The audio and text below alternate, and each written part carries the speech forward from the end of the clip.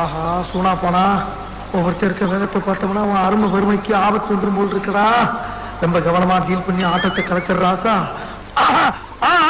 பஞ்சாயத்து நடக்கணும், பஞ்சாயத்து நடக்கட்டும்.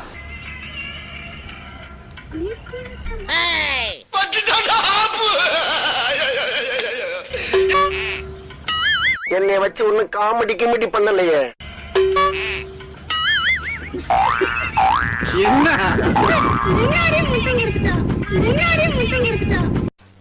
டேஞ்சரஸ் பிள்ளை, இவனை கேர்ஃபுல்லா தான் ஹேண்டில் பண்ண.